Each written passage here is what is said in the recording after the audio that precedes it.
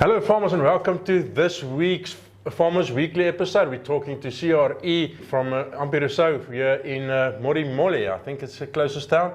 And we're going to talk about the Brahmans, how they breed with them, what they're doing with it, and find out what make this breed so special for them. Ampie, how are you doing? I'm fine, Tinus. Thanks for the opportunity to have this discussion. Great to be here. Ampie, you decided to go the Brahman way. Let's start there. Why the Brahman in this part of the world? Yeah, Tinus, I think mainly the reason for farming with Brahman is because of the area that we farm in. It's a very rough, sour field, rockiest, mountainous area, and we needed animals that are tough and adaptable. And I think the Brahman has proven them over the years that they are an adaptable breed. They adapt in a sense, and if you only think about vegetation, they will browse, they will eat grass, whatever is available.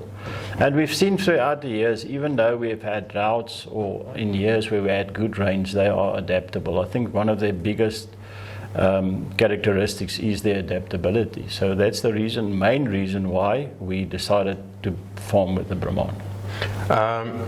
Your breeding strategy plan and your way of thinking, the type of Brahman that you want to farm here. You're currently using phase C and phase D testing to make sure that you know what you're doing, know where you're going. But what's your philosophy and where you're going with the Brahman in your mind? Tinus, I think the first thing is we decided on a medium frame animal. We obviously don't want to go too big or too small, but we're looking at breeding medium frame, especially when it comes to the bulls that can walk easily, bulls that are adaptable, and that's why we do the phase testing, is to find out which bulls actually adapt the best, which bulls can utilize the feed intake to the optimum, and eventually we want to get to beef. I mean, we're in the business to breed beef. We want to breed beefy bulls, but bulls, it's very important for us that they can walk easily, especially in this terrain that we've got here. So we started with the phase C and D testing about 5-6 years ago. And we've identified bulls within the herd that definitely do better than other bulls. And we are now in a phase where we actually start using our own bulls in the herd, because we can see what the performance is like. So for us, performance testing is very important. And it also helps us in the sense if we look at the female side, we also want to breed a feminine type medium frame animal that can also adapt here, and obviously we look at good milk qualities.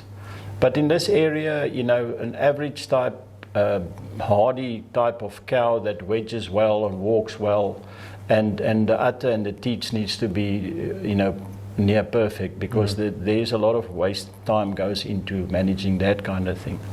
So yeah, I think through the testing it just becomes more predictable on where you're going and what you're doing. But there's no sense in testing and not utilizing those figures and understanding those figures and then actually implement that into your breed. Yeah, we walked through some of your young bulls today.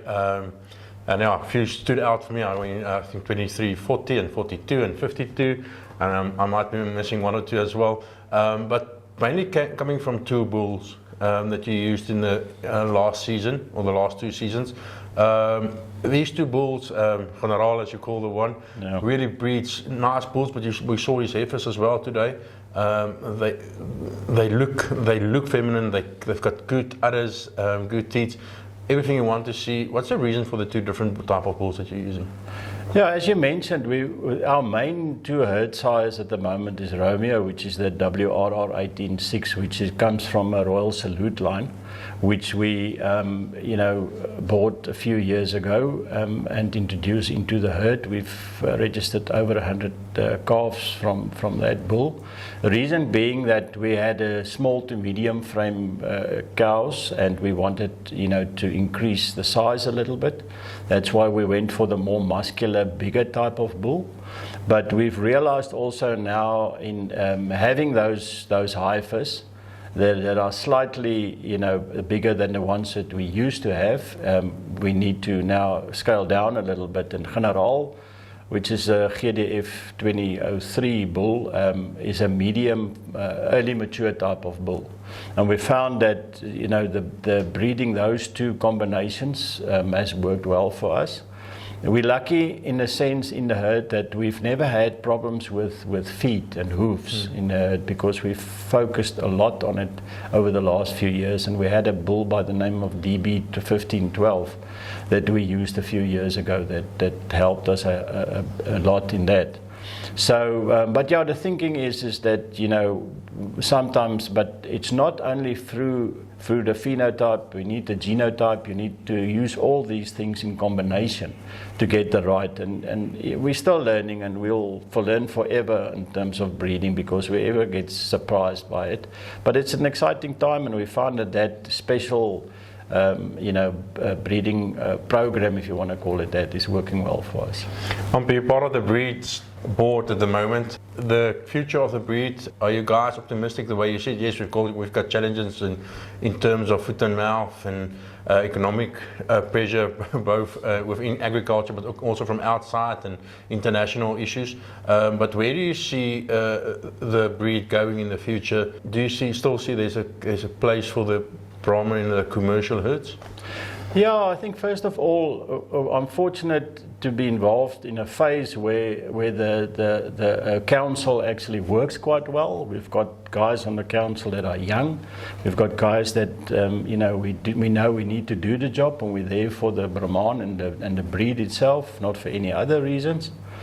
And obviously, our main focus this year, if I want to call it that, from a promotional side of things, is that we focus on crossbreeding, especially, and we focus a lot on the up-and-coming farmer. So that's where our focus is for this year, and it's been for a few years. So we talk about the complete breed, and we forever using and trying to promote the traits of the Brahman, which there is a lot of adaptability and meat quality, and you can carry on about that. But crossbreeding being one of the most important features, if you want to call it, or traits for that reason. But yeah, I mean, we encourage our breeders to do performance testing, because that's just going to take us forward in leaps and bounds. We also do meat quality. We do a lot of testing. Every time we have a phase C or a phase D test that finish, we try and get some of those carcasses. We've done 3 or 4 of these tests already, and it's proven that the meat quality is definitely superior of the pure Brahmans. So we're still in a phase, and we're still learning a lot, and there's still a lot of testing to be done, but at least I think we're going in the right direction. And as a breed, I mean, it's a breed that's proven itself throughout Africa, and it's here to stay, and we're proud of the breed.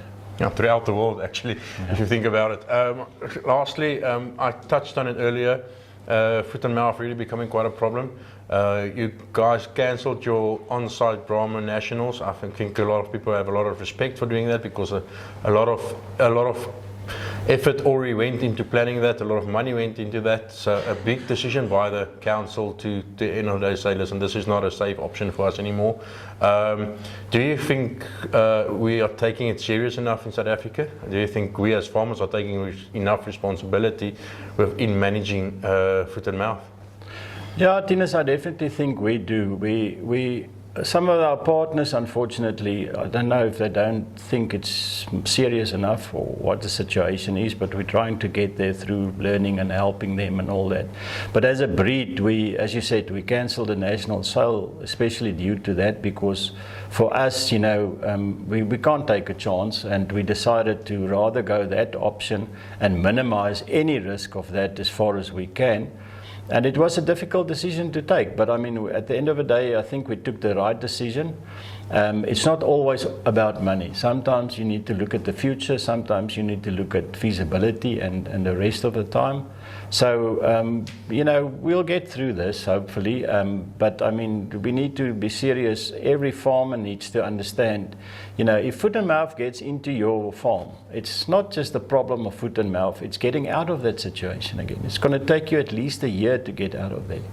And it's not easy. I mean, we know the bureaucracy and the things going on about how to get out of there and all that kind of stuff. So, but we've taken hands with various, you know, decision makers, and from the farmer side, they're definitely serious. From the auctioneer sides, I mean, you can go all over the country, you'll see these you know, implementations of procedures and to combat that, and we're really trying our best to help, I think, from a farmer side. So hopefully the rest of the country and the rest of the farmers understands that, understand the seriousness and the possible loss that it can occur. Ampie, thank you so much for your time. Good luck. I know you've got an auction coming up, but I had a quick look at the heifers. They're looking good. Yeah, so good luck for your auction coming up. Thanks, Tinus. It was nice. Okay, there you have it, the Brahman breed, and I can tell you now, it's one breed that will stay for as long as we are all here. Until next time, cheers.